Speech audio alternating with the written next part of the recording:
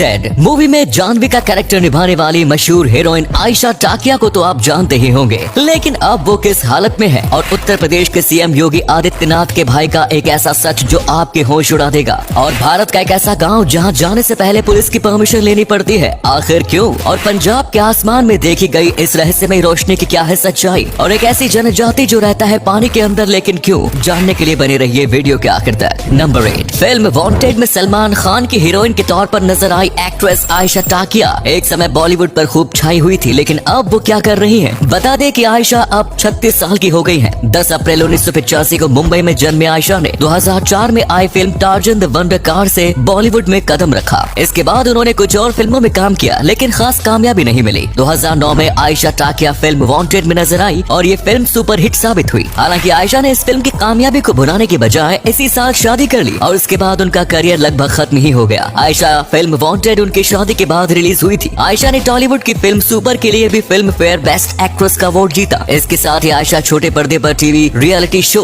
सुरक्षेत्र में भी होस्टिंग करती नजर आई। फिल्म डोर के बाद आयशा को बहुत कम फिल्में मिली, ऐसा इसलिए क्योंकि वो फिल्म में इंटीमेट सीन्स देने से सख्त खिलाफ थी। आयशा फिल्मों में सिर्फ मीनिंगफुल कैरेक्टर ही करना चाहती थी, बिना मतलब के ग्लैमरस किरदार करना उन्हें पसंद नहीं था। आयशा टाकिया ने खुशी खुशी अपना करियर छोड़ दिया। फिलहाल वो पति के साथ उनके बिजनेस में हाथ बटा रही हैं। गोवा में बुटीक होटल डिजाइनिंग का काम आयशा टाकिया ने ही संभाल रखा है। मीडिया में अक्सर खबरें आती रही हैं कि उन्होंने लिप सर्जरी भी कराई है। हालांकि एक इंटरव्यू में उन्होंने लिप सर्जरी की बात को झूठी खबर बताया। नंबर 7, भारत को गांव को देश के नाम से जाना जाता है। यहाँ पर बहुत से ऐसे कई गांव हैं जो अपनी खासियत के लिए जाने जाते हैं, लेकिन आज हम आपको एक ऐसे गांव के बारे में बताने जा रहे हैं जहाँ पर जाने के लिए पुलिस ने गांव के बाहर ही एक नोटिस बोर्ड लगा दिया। पुलिस भी इस गांव में आने वाले हर व्यक्ति को सचेत करती है और किसी को भी इस गांव में जाने की अनुमति नहीं है। अगर कोई जाना भी चाहता है तो उसको पुलिस की इजाजत लेनी होती है। जी हाँ, ये सच है। हम बात कर रहे हैं उत्तर प्रदेश के मथुरा में स्थित हाथिया नामक गांव की, जहां पर पुलिस ने चेतावनी देते हुए बोर्ड पर लिखा है कि अगर कोई भी सीसीटीवी, स्क्रैप, जनरेटर, कैमरा, ईंट और जमीन खरीदने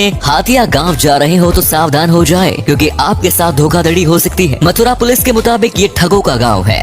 नंबर 6, दोस्तों, पंजाब के पठानकोट शहर में कुछ दिन पहले रात को आसमान में दिखी रहस्यमयी रोशनी ने शहर वासियों को अचंभे में डाल दिया। ये रोशनी शाम 7 बजे के आसपास दिखाई दी। इस घटना को कुछ लोगों ने कैमरे में भी कैद कर लिया और सोशल मीडिया पर पोस्ट किया। एक पोस्ट में कहा गया है कि जम्मू पठानकोट में एक रहस्यमयी रोशनी आसमान में देखी गई। स्थानीय निवासी के अनुसार उन्होंने आसमान में तेज रफ्तार से जाती हुई एक चमकीली वस्तु देखी जो काफी लंबी थी, बिल्कुल ट्रेन के आकार की तरह। ये आसमान में चल रही ट्रेन की तरह ही दिख रही थी। इससे आ रही रोशनी बेहद तेज थी। शायद आपने भी इस तरह की कोई चीज जिंदगी में पहली बार देखी होगी। ये करीब 5 मिनट तक दिखाई दिया और इसके बाद ये अचानक गायब हो गया, जो बेहद हैरान करने वाला वाकया है। इस रहस्यमयी रोशनी को लेकर लोग कई तरह की कयासबाजी कर रहे हैं। हालांकि स्पष्ट तौर पर नहीं पता चल पाया कि रोशनी किस चीज की थी। नंबर 5, दोस्तों, आजकल जब देश में बड़े अफसरों के बेटे भी आर्मी ज्वाइन नहीं करना चाहते, उस दौर में यूपी सीएम के भाई सेना में नौकरी कर रहे हैं। उत्तर प्रदेश के मुख्यमंत्री योगी आदित्यनाथ के छोटे भाई शैलेंद्र मोहन इंडियन आर्मी में सूबेदार हैं। जी हाँ, शैलेंद्र को गढ़वाल स्काउट इकाई में माना बॉर्डर के पास तैनात किया गया है। यहाँ पहाड़ी सीमाओं की रक्षा के लिए सैनिकों के रूप में केवल स्थानीय लोगों को ही रोजगार दिया जाता है। उन्होंने एक न्यूज में कहा था कि हम किसी भी सुरक्षा चुनौती के खिलाफ पूरे साल सीमा पर पहरा देते हैं। ये क्षेत्र हमारी मातृभूमि है, हम इसे किसी भी कीमत पर सुरक्षित रखेंगे। उनकी ये बातें कई सारे नौजवानों के लिए एक प्रोत्साहन है। एक लाइक तो शैलेंद्र जी के लिए बनता है भाई। नंबर 4, दोस्तों, आपको जानकर हैरत होगी कि पंजाब के अमृतसर जिले से लगभग 240 किलोमीटर दूर राजसंशी इलाके में एक महिला ने एक ऐसे बच्चे को जन्म दिया है जिसका पूरा शरीर प्लास्टिक का बना हुआ है। बच्चे के इस रूप को देखकर बच्चे के माँ बाप समेत डॉक्टर भी हैरान है। डॉक्टरों ने कहा कि बच्चे को एक विचित्र तरह का चर्म रोग है जिसका इलाज होना तुरंत होना जरूरी है। बच्चे की प्रतिक्रियाएं भी काफी अलग हैं, जैसे कि इस बच्चे को कोई छूता है वो जोर जोर से रोने लगती है, तो वहीं दूसरी ओर इस बच्चे का मुंह हमेशा ही खुला रहता है, जिसके कारण वो ना तो खा सकती है और ना ही कुछ पी सकती है। जहाँ स्थानीय लोग बच्चे को देखकर तरह तरह की अंधविश्वासी बातें कर रहे हैं, वहीं दूसरी ओर डॉक्टरों का कहना है कि बच्चे को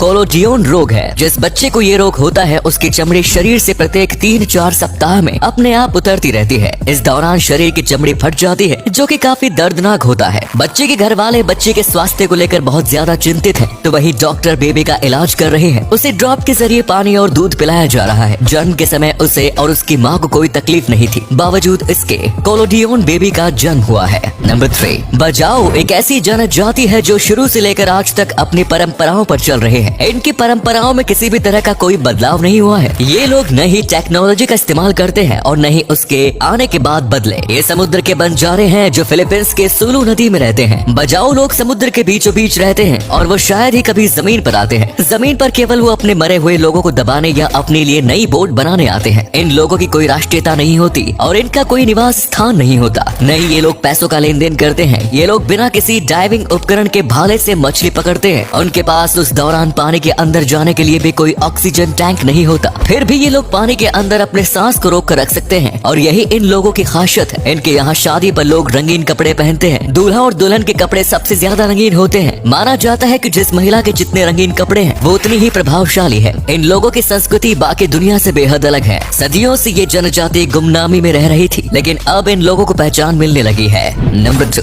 दुनिया भर में लोग new year, Christmas, Valentine day जैसे कई अलग अलग त्योहार मनाए जाते हैं, लेकिन बहुत कम लोग जानते हैं कि ट्विंस डे भी मनाते हैं। जी हाँ, ये सच है। ट्विंसबर्ग नाम का एक ऐसा शहर भी है जहाँ हजारों की गिनती में जुड़वा बच्चे इकट्ठे होकर ट्विंस डे को मनाते हैं। इस त्योहार में एक जैसे दिखने वाले हजारों भाई बहन आते हैं और इस दिन का लुत्फ उठाते हैं। जुड़वा बच्चों का सबसे बड़ा जमावड़ा इसी गर्मियों के दौरान देखने को मिलता है। 2019 ट्विंस डे फेस्टिवल को आधिकारिक रूप से Guinness book of world records द्वारा मान्यता दी गई है। इस वर्ष अगस्त में होने वाले ट्विंस डे के लिए हजारों की संख्या में एक जैसे दिखने वाले भाई बहन ओहियो के क्लीवलैंड से 25 मील दूर स्थित ट्विंसबर्ग पहुंचेंगे। इस दिन की खास बात यह है कि थैंक्सगिविंग और क्रिसमस जैसे अवसरों की तरह ट्विंस डे पर भी छुट्टी होती है, जिस कारण बच्चे इस दिन का पूरी तरह से लुत्फ उठा सकते हैं। इस दिन की खास बात ये भी है कि इस अवसर पर प्रतिभागियों को अपनी पसंदीदा ड्रेस पहनने का मौका मिलता है। ट्विंस डे के दिन आयोजित होने वाली प्रतियोगिताओं में जुड़वा प्रतियोगिता, प्रतिभा प्रदर्शन और डबल टेक परेड शामिल है। ट्विंस डे फेस्टिवल 2 से 4 अगस्त तक चलता है। नंबर 1, ये तो आपको पता ही है कि कोरिया, चीन, जापान आदि देशों में ऑक्टोपस खाया जाता है। ऐसे देशों में सानाकजी नाम की एक डिश फेमस है। इस डिश में ऑक्टोपस को परोसे जाने से थोड़ी देर पहले तक जिंदा रखा जाता है। इसका मतलब ये होता है कि ऑक्टोपस की नर्व एक्टिविटी चल रही होती है और इसके कारण सांस भी चल रहे होते हैं।